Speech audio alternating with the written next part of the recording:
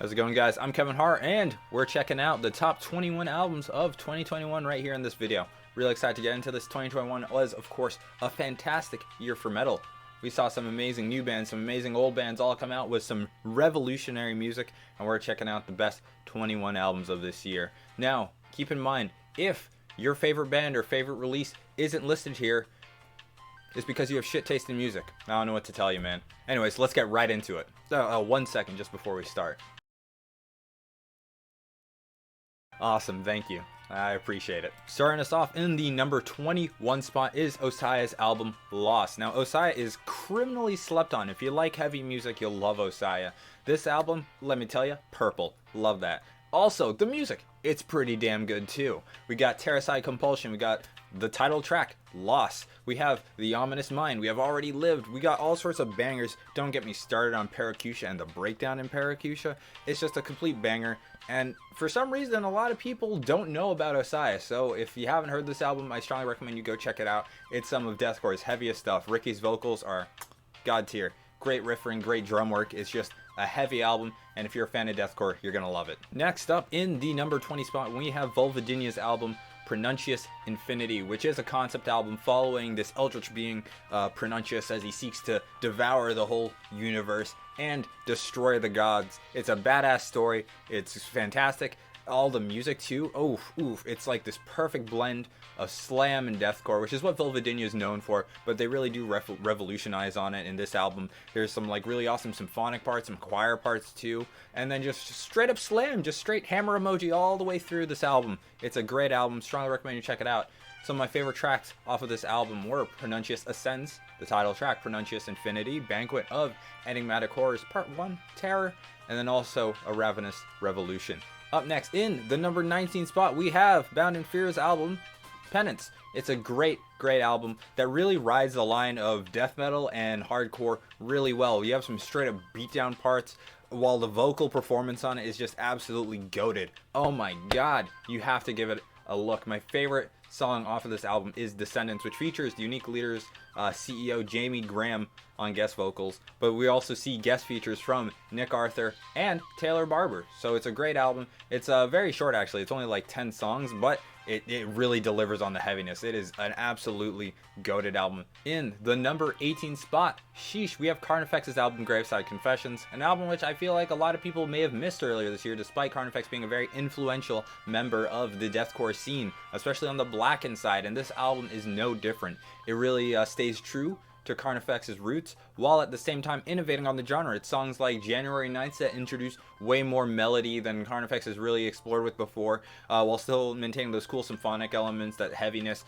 We see this in Cemetery Wander, Seven Souls, Pray for Peace, the title track Graveside Confessions. It's all extremely brutal with that sort of like melancholy energy that Carnifex is known for. It's sad, it's brutal, it's heavy, it's kind of angry, and I love it. Number 17, Signs of the Swarm's album ABSOLVERE. And I know it's ABSOLVERE because I took Latin for 4 years, and the ere is the infinitive, so it's to absolve. It's ABSOLVERE, not absolvier. But anyways, this album, it's absolutely goated. We got songs like Blood Seal featuring Ben Dwyer, Dreaming Desecration, where we see clean vocals from Signs of the Swarm. What? It's actually an amazing experience, very experimental for them while staying true to the Signs of the Swarm roots. I love this album. It's super heavy, and it's just honestly, I think it's a really great direction for them. I'd love to see a show live, and I think you should too if you get the chance. Number 16, we have Gojira's album Fortitude. Now Gojira, they've had a very long career, very successful career, and this album really doesn't deviate from any of our expectations. In fact, I'd argue it goes above and beyond because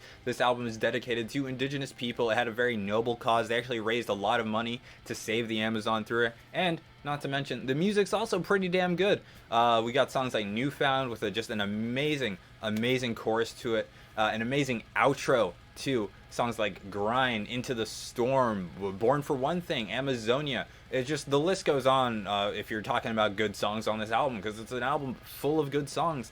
And you know, this far into Gojira's career, it's amazing that they're still innovating on the sound. It is chock full of harmonics, and it's very iconically Gojira, while still adding all these sort of new elements and twists that you wouldn't quite expect in a band that's labeled as deathcore. I don't even know if Gojira even fits that label. I don't even know if Gojira fits a label. Gojira is just kind of Gojira. Number 15 is ARCHSPIRE's album Bleed the Future, which is a phenomenal album, a phenomenal display of brutal technicality, because it do be that sweet, sweet technical death metal. Alright, you have the straight up heaviness of technical death metal, but on top of that you also just have a whole new vocal style that was invented by Ollie, where he's doing vocals on the inhale and the exhale and just back and forth, so that he can reach like just maximum speed that is just unachievable otherwise. That's actually phenomenal that he's created something completely new this year, and I think that's just insane. That absolutely blows my mind that like he came up with a completely new style that no one else has ever done before. It's insane. It's absolutely insane, and I think that's the best way to describe this album. Songs like Drone Corps Aviator, absolutely batshit. We also got Golden Mouth of Ruin, Bleed the Future, Drain of Incantation. It's a short album, 8 songs, but they're all absolutely brutal while maintaining that level of melody and then just straight speed from Ollie. And not just Ollie, every single member of this band is insane. They're actually insane. I think it was when Dean was on Nick Nocturnal stream, he said that his hands were just always in pain all the time. It's just, that type of skill comes at a cost. And it makes some beautiful music. Number 14, it's time to get a little Slavic, because we got Slaughter to Prevail's album KOSTOLOM. An album that's really a redefining for the genre of deathcore, because it's pretty much, if you took Slipknot and just made them make out with a little bit of deathcore, like, ooh, now kiss. I don't know why I made you watch that, but I did. But this album, phenomenal. Of course we have Demolisher, the single that broke the internet in 2020. It actually broke the internet. I remember seeing that everywhere on YouTube. Everyone's reacting to it, everyone's checking out. It made people lose their mind. But it's not the only good song on this album. In fact, I'd say this album is full of good songs. We of course have Baba Yaga, which is an extremely diverse song, sampling a little bit of Brand of Sacrifice and a little bit of Slipknot and just some straight up new metal. It's got it all. It's got it all. On top of that, we also have my favorite song on the album, Head on a Plate. It just keeps going. Agony 2, Zavalia Balo, Bratva, Made in Russia, I Killed a Man. It's a phenomenal album, and I think what's really iconic about this is that, of course, Alex is a YouTuber, and I think a lot of people dismiss Slaughter to Prevail as just some YouTuber's band. They're like, oh, right, it's just some YouTuber's band. They're only big because he's a YouTuber, yada yada yada. This album really cements that is not the case. They're extremely talented, and I think they're going to be extremely influential on the genre. Of course, they have some older stuff, and if you haven't checked that out too. But this album, I think this album's honestly revolutionary. I feel like I've never heard new metal integrated into deathcore in such a way before by anyone else. No one else has really done it. I see a lot of people sort of taking in that Korn influence, that Linkin Park influence, but for some reason not Slipknot, even though Slipknot, I would argue, is largely the more popular of that trio. So it's interesting to finally see the Slipknot be represented in like this really brutal way, which is a style like deathcore. It really fits the idea of what Slipknot like represents. And Slaughter to Prevail encapsulated that perfectly. Number 13, we have Aborted's album MANIACULT. Now, I am an Aborted fanboy. I love their last album, TerrorVision. It was one of my favorite albums of all time. I think it's peak death grind, and just oof. MANIACULT is no different. It's a perfect successor, really developing on their sounds at times, like getting a little symphonic while maintaining that brutality, that melody. Even with the departure of Mendel, like they still have it. They still got that groove, man. I can't help but headbang to this album. There's just bangers throughout it, right? You got your title track, MANIACULT, banger. Dementophobia, banger. Drag Me to Hell, banger. A Portal of Acuity, banger. A Vulgar Quagmire, giggity. I Prediletti, Folly of the Gods, banger. Ceremonial Ineptitude, banger. It just keeps going. It's such an amazing album, a great follow-up to TerrorVision, and like they still got it. It's the same situation as CARNIFEX, where like you have this band that's really inspired, you know, not just like deathcore, like death grind or their respective genres, but just like the genre of metal as a whole. These are very influential bands that still have it after all this time. You know, you see a lot of bands drop off like Metallica, where they just start making like weird shit. I love to see like these older bands, they still prove that they got it, and they absolutely do, and I'm excited to see what they do next. I think Aborted's career is it's just beginning. I feel like a week after this comes out, like there's gonna be an announcement that Aborted announces retirement. Number 12, we have an album that seamlessly blends electronic and deathcore all together in a beautiful, harmonious way. That's right, this is the Brownings album, The End of Existence, an album done solely by Johnny Maccabee, who just, I am so shocked that one man can create music this good. We got songs like Death Warp, title track, The End of Existence, Chaos Reigns, Anti-Sedency, Death Warp, the list keeps going, and they're all like very revolutionary, right? There's some moments of clean singing, keeping that like heavy guttural style. There's these sort of inverse 808s going out throughout the album, where instead of that low rumbling sound, you have a higher pitch sound to mark the start of like some change into like a heavier section, which is unique. I think that's an absolutely like spectacular change to the genre, in that when you're tuned so low, to add an 808 is just it's too low. So he adds contrast by having these higher pitched 808s I'll say, that contrast with these low tuned guitars, and then that contrast creates something just that really just stands out. And that's just like a very small part of the album that really stood out to me. The whole thing's a banger. It's honestly revolutionary, and it's insane because the Browning before this, he was definitely more on the electronic side, a little more on the rocky side. I would argue a little closer to like Static X than anything in deathcore. So this direction change, I think it's phenomenal, and I'm excited to see what else he does. Similar to the Browning, number 11 for best albums of the year goes to a band that also has really revolutionized that sort of merger between electronics and just deathcore, and this is of course Brand of Sacrifice. Shout out the boys, some of the nicest people I've ever met. This album, Lifeblood, is goated. It is so goddamn good. We got songs like the title track, Lifeblood, which is in a way a sequel to Eclipse, though it stands out. We got songs like Ruin featuring Tyler Shelton of Traitors. We got The Prophecy of the Falcon featuring Frankie Palmieri of Amur. The vocal performances on this are amazing. The riffing's amazing. The use of choirs, electronic elements. Like, Brand of Sacrifice is really defined the genre in a very similar way to the way that the Browning did this year, except Brand of Sacrifice has been on it for their whole career, and they're going to continue doing so in the future. I'm really excited to see what comes out of this group in the future, because with this album, they've really left their mark. Their last album was goated too. I thought it would be really hard to beat that album, but now here they are with Lifeblood, just absolutely going above and beyond, redefining the genre and continuing to do so. And honestly, this year, they did even more than just an album. I think, well, there's Kyle and Leo, who own Shibori Threads, of course. Like, all the tie-dye shit you see me wear, that's, like, made by their company. They had a manga, and then they released a single with it. It's been a very productive year for them, and this album is just one of the many things that they did. Though I do believe that it's probably the best thing they did this year. It's a solid album. I'm sure you guys have all heard it by now. If you haven't, please check it out. It's going to define the genre. Like, that is no cap, it will do that. You have to check it out now before it becomes mainstream, man. Check it out. Check it out. Don't be a fucking poser. Number 10, Spiritbox, Eternal Blue. This album, I absolutely love. I've been on Spiritbox for a couple years now. I think I started listening to them in 2019, and it's really great to see that the progression they've taken is so revolutionary and so new to the genre. It's very refreshing. I feel like no one else is really doing this type of metalcore. Of course, we have songs like Yellow Jacket featuring Sam Carter of Architects. My favorite song off the album, The Silk in the Strings. Beautiful, beautiful song. Beautiful, beautiful chorus. It just hits. It hits, let me tell you. We got Circle With Me, we got Halcyon. It just keeps going. Holy Roller, of course. The song that I feel like really brought them into like the eyes of everyone on the internet. Of course, before that, you had Rule of Nines and Blessed Be. But Holy Roller was like the one where it's like, okay, Spiritbox is on the map. And then they really delivered. With all that attention and pressure on them, they really delivered for this album. Of course, we got Mike's guitar work. Courtney's vocals, beautiful. Their new drummer, Zev Rose, he's nice with it. He's quite young, actually. I think he's 20. Younger than me. That's crazy. It's a phenomenal performance, and I'm excited to see what they do in the future. 9, we have Humanity's Last Breath album, VALDE. Ooh, one of the best Thal albums that came out this year. Spoiler. This album was absolutely goated. Godston's beautiful. For a lot of album openers, like, the song's usually like, okay, like, get on with it. Dozens is like a legit song.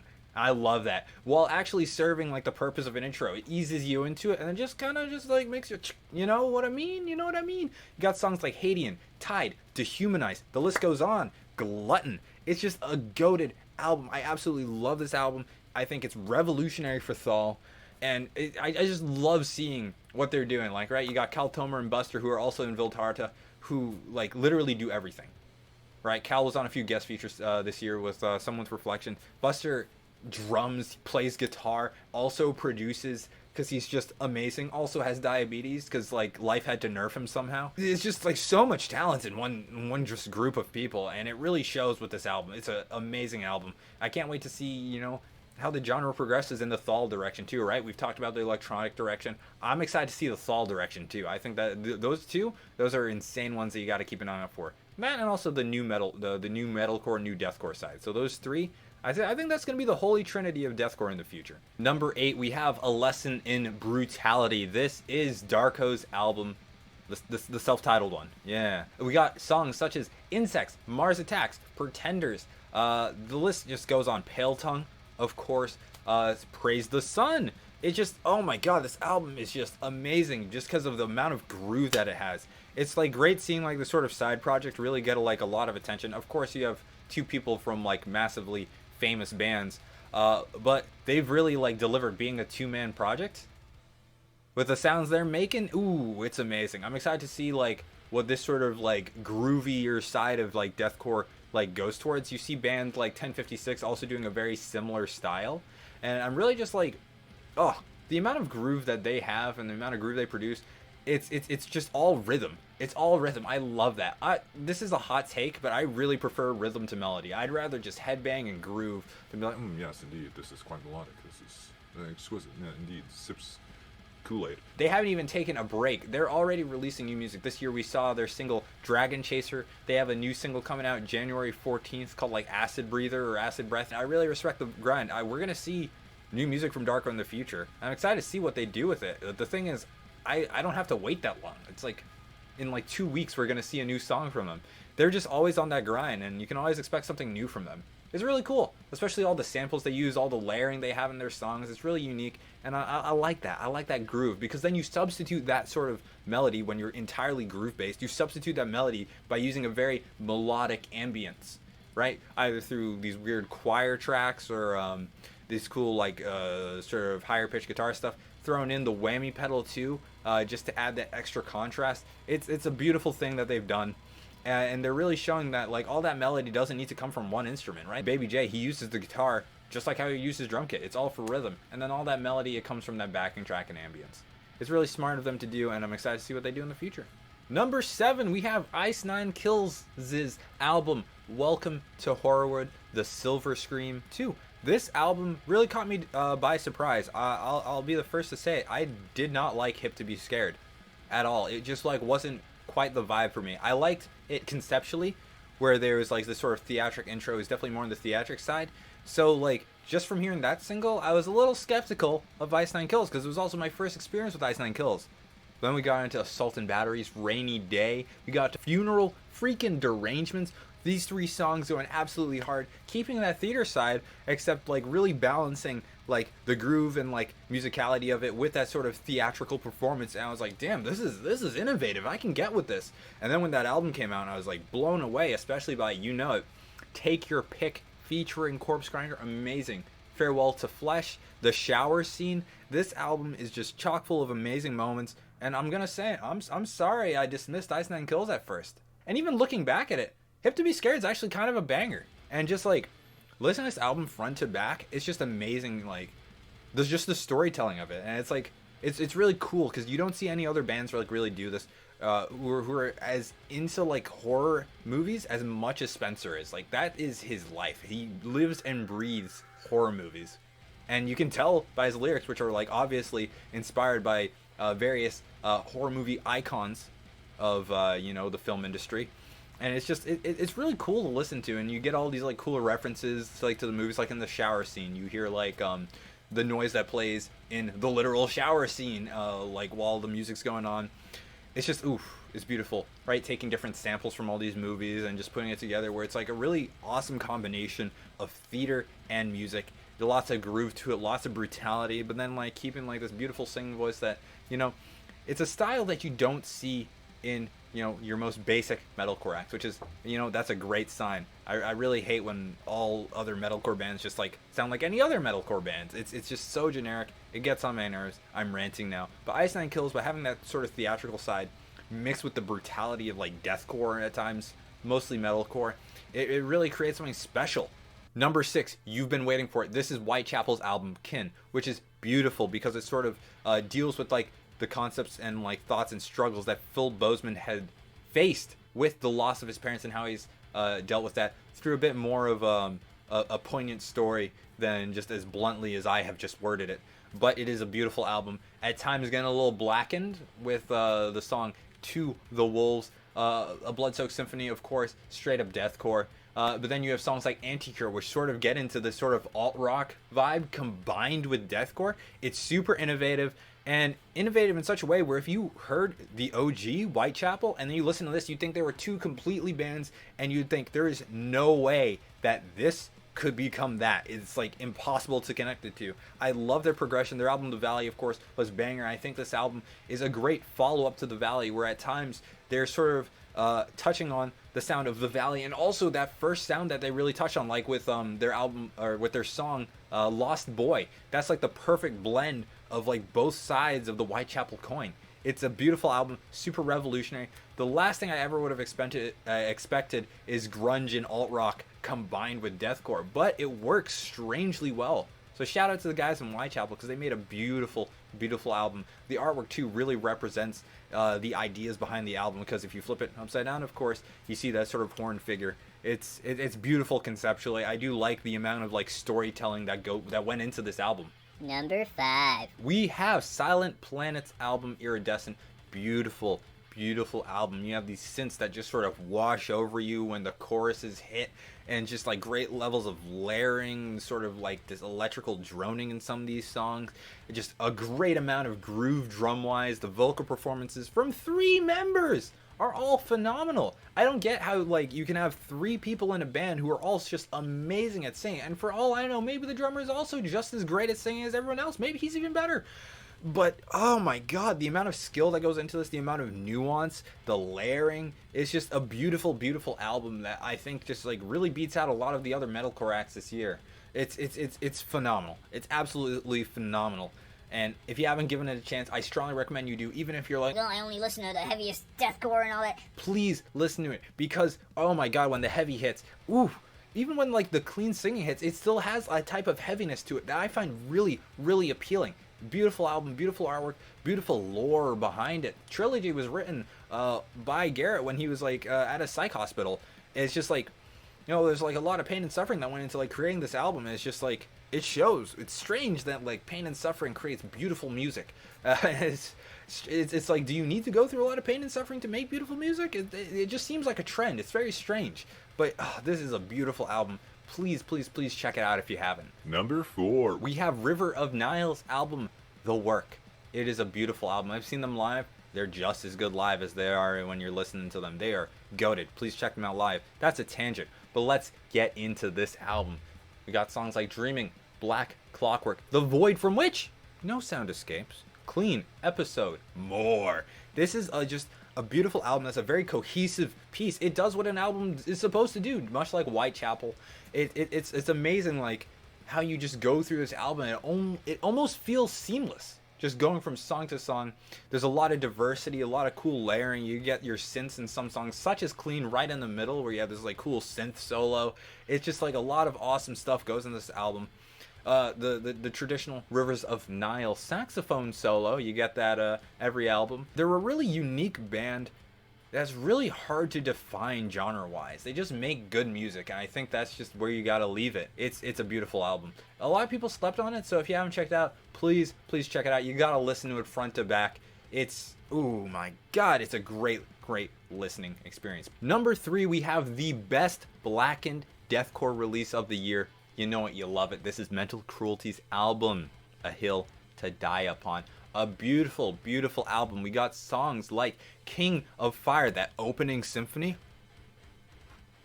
The slam, it's just beautiful. Ultimate Hypocrita, the soloing, the melody. A Hill to Die Upon, the title track. Abaddon, Eternal Eclipse, Death Worship, The Left Hand Path. I'm just listing songs now, but they're all amazing. There is not a bad song on this album. In fact, they're all fantastic. And I think it's very evident the impact that Mental Cruelty has had on the scene, because with the 2 shows I've gone to this year, I see Mental Cruelty merch everywhere. literally everywhere. They've really popped off this year. This has been a phenomenal year for them. I'm very, very excited to see what they do next. And I know, Luca is 6'7", and posted up,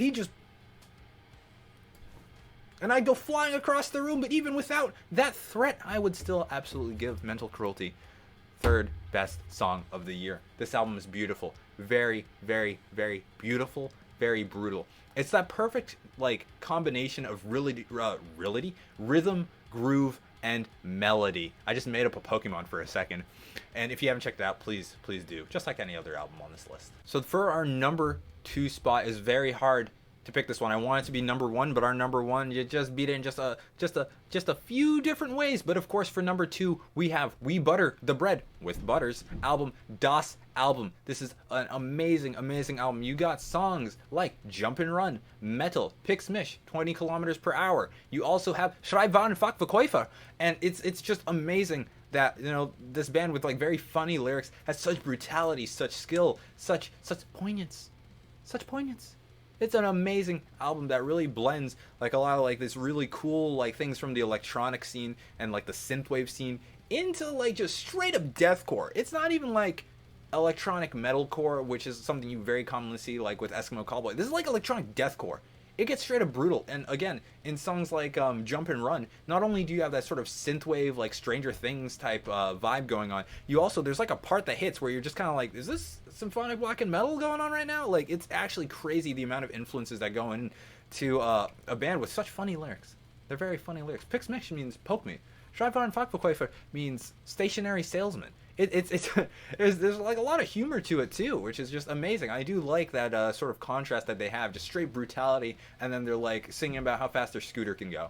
It's beautiful, great album, absolutely deserving the number 2 spot, and so close to that number 1 spot. We're about to get into it. All right, the number 1 spot, many of you already know. This is VILDHJARTA's album, MASSTADEN under VATTEN. 10 years after the release of the original MASSTADEN. Album art done by the same person, Rickard Westman. It's a beautiful album, great listening experience. I love the visuals that go along with it. It's an hour and a half. You're practically listening to a movie. We open with Lavender Haze, you got Chaos 2, you got Narde du Allskar, Kommer Tilbaka, Frende Dota. I can't believe I just got that right. You got Sunset Sunrise, Paradiso, Vagabond. It's just amazing. The list goes on. Den Hellige Anden, like, and of course, MASSTADEN's national song. That song that has every single riff from like the first album, or at least it has a riff from every single song from the first album, which is just like a great homage to the sort of like backstory of this album. It's a beautiful work of art. It's very continuous, and it's very, very thal. It's honestly the best album of the year, not just because of musically, of course. I said this with a few other albums, but it is an album. This album is an album. Like, everything fits together so cohesively, and of course, let me get into it even more. Wait for it. I haven't even started. There's motifs, right? So we have these riffs introduced to us, and we're like, all right, and then we hear it again later in a different song, usually in either the same way or in a slightly like perverted way. Like there's in Den Hellige Anden, there's this sort of guitar melody that becomes distorted when it comes back in Brandmarkt, and there's all sorts of motifs going through it, and then even inter-album motifs again with MASSTADEN National Song and that original album MASSTADEN. Like, you have just like all sorts of like these really awesome references that really make the music just continuous between 2 albums too. It's phenomenal what they've done, and it's a great way to come back after, I believe, 8 years, because they released some shit in 2013. But it is an iconic release, and I do think it's really genre defining. They've made a beautiful album, and I give it the number 1 spot of the year. They did a good job. They get a gold star. Awesome job, VILDHJARTA. So that's my top albums of 2021. If maybe your top albums was different in any way, I'm sorry that you have shit taste in music, but comment it down below. What are your favorite albums of 2021? We had so many albums. Of course, I wasn't even able to listen to all of them, and this is like what I do here. I just listen to music here. I wasn't even able to get through all of them, but these are my favorite ones that I think are honestly very, very defining for deathcore and their respective genres in cases where they may deviate a little bit away from deathcore, metalcore. It's just, oh my god, it's been a beautiful year. I'm really excited for 2022 because we're kicking off strong in January, right? We got Enterprise Earth, we got Shadow of Intent, we have Worm Shepherd, just to name a few. Darko, of course, releasing a single on that day too. But then we also have a Slipknot album next year and a Korn album next year. Northlane, right? The list goes on. And then there's all sorts of albums that haven't even been like announced yet. So next year, I'm expecting to be big. Hopefully we can get even an Infinite Annihilator album soon. And speaking of Infinite Annihilator, we have Scumfuck coming too. All right, it's a big album next year. It's a big year next year for music, just like it is this year. I really do think that each year music's gonna get better and better and better. Very excited. Anyways, guys, thank you so much for watching. I appreciate you for watching. I love you. And also, I'll see you in the next video. Goodbye. Get out. Leave.